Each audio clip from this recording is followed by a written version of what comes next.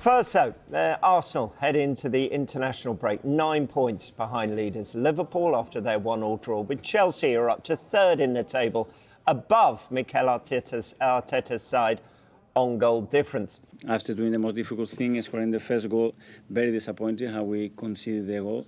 Nowhere near the standards, our defensive habits, how we allow that, and the moment you allow the space and time to any of their players with the quality that they have, you're going to get punished. So that's not bad luck. But then the team shows its teeth. You know how much they wanted. They took risks, full determination, put Chelsea under every problem. We're very aggressive. We create 3 big chances.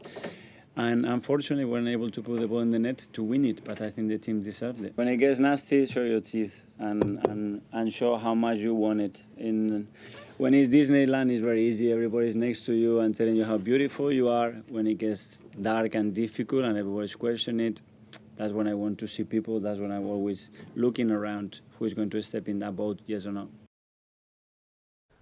Okay, so let's have a look at this game from the Arsenal perspective. 9 points off leaders Liverpool heading into the international break. Paul Merson in the Super Sunday studio said that this was a must-win game for Arsenal.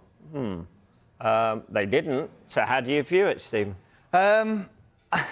I think it all depended on the Liverpool result, didn't it, the night before, whether it was a must-win, and I think they felt that that gap couldn't grow anymore. The one thing that was imperative is that they didn't lose the game. That was the most important thing, both for confidence and also for the league table. But there's so many more games to play. I think it's 81 points are up for grabs now. So anything can happen within this league. Liverpool could pick up injuries, suspensions, loss of form. Why can't it happen to them if it's happened to Arsenal? However, it is a very difficult task now to close that gap on Liverpool, but it's not like we're into January and the games are running out. There's plenty of games left for Arsenal to catch them. So what's it going to take for Arsenal to get back in this title race? I think maybe the international breaks come at a good time so that they can get those players back fit and available. I know, it's a huge boost that they've got Odegaard back fit yesterday, but I think he'd only had, 2 training sessions before he went and played the whole of the game. So, just give him more game time to get up to speed. And it's something probably that Arsenal haven't had to deal with previously, having those injuries in key positions. I think it was last season where we were saying the consistent sort of teams that they'd had, the same 11. And that obviously helps, doesn't it?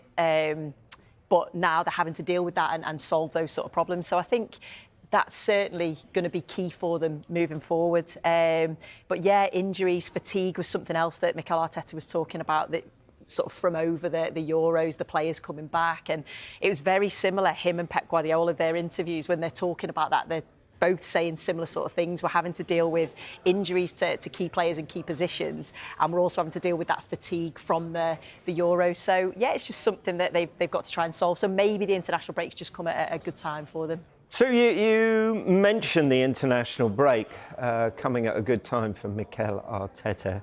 And Rice went off with about 20 minutes to go, Saka with about 10 minutes to go. We're waiting to hear what ramifications and implications that has for them and international duty. But if they're all going away to far-flung parts of the world to play their football, that's kind of more exhausting, isn't it? Is it the mental break, though, you're talking about from the Premier League, which is the key? Yeah, I think so, because it has been, quite a tough period for them. So, yeah, just maybe just getting away from that and coming back that little bit fresher. Because, yeah, I watched the game against Newcastle last week where we obviously praised Newcastle and how they defended and made it really difficult. But Arsenal just struggled to break them down. They then went and played Inter midweek, another team that are very well organised. They've got that real defensive shape again where, Arsenal probably didn't do that much wrong, but, didn't get the result that they wanted. So it's just about getting back to the Arsenal that we were praising so much last season. They're defensively solid, the Gabriel Saliba, the Rice in front, and they can be defensively solid, they can be very good at set pieces, and then they can be the free-flowing and scoring goals from all over the pitch. So I suppose it's just getting back to that, maybe. I think sometimes as well, though, Rob, it's like any workplace.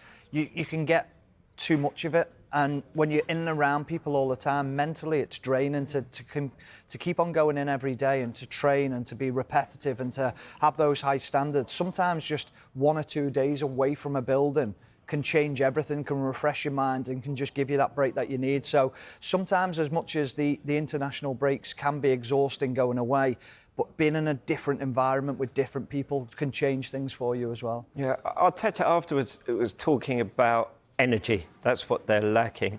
Because if you look at the team sheet, Tomiyasu, Tierney maybe, but Calafiore really the only one maybe you would say would be in a stronger start. And that's a stronger starting 11, really, that they had out there. You could say Odegaard not match fit. Yeah, Rice carrying that injury. But apart from that, so are they still missing some? Everyone will point to the number 9. Is that what they are still missing here, Arsenal, to take them to the next level?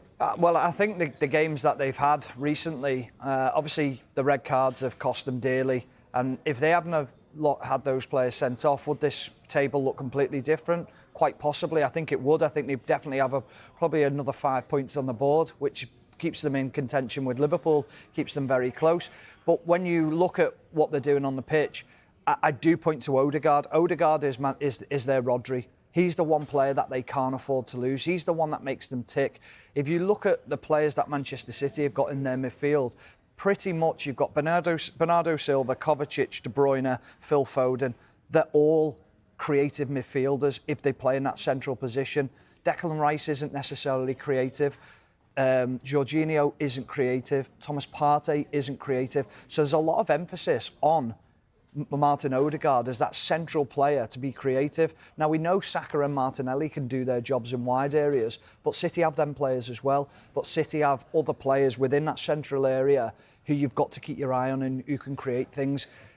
They're not really creative in midfield. I know they've got good players, but it's a different type of balance and a different dynamic Arsenal have got over City. So I think once Odegaard gets fully fit, I think we'll see a true reflection of how good Arsenal can be. I think also adding to that, it's not just his quality and his creativity going forward, it's also what he does off the ball, the way that he starts the press often, doesn't he? And I think he helps take a little bit of pressure off Saka, because we've seen in certain games, the Newcastle game in particular, where they were doubling up on him and stopping Saka, whereas I think Odegaard goes over there and creates those overloads, doesn't he, which then helps his game as well. So I just think he's so key in all aspects of the game. So having him back fit and match fit is key for Arsenal moving forward. It's a football show. Let's turn our attention to the Chelsea side of things after that 1-1 draw at Stamford Bridge yesterday, up to third for the first time in 4 seasons after coming from behind to get a point. I've copy and pasted last week's question to this week. Do you think Chelsea fans, Chelsea players would be disappointed that they only got a draw against, well, last week and this week against Arsenal? And is that a sign of the progress they have made this season? Should I just copy and paste my answer? Yeah, go on. Yeah, do you know what? I think it does just show the progress of Chelsea and the job that Maresca's done to quieten the outside noise, to focus on the job at hand on the field. I think he's been brilliant, making big decisions, leaving Reece James out. You can see that all of the players are buying into what he wants. It's a young team that you feel are only going to get better. And the fact that they are competing with the best teams, you just wonder, is that next step to go and win at Old Trafford, to go and win at Anfield, to go and beat Arsenal at home?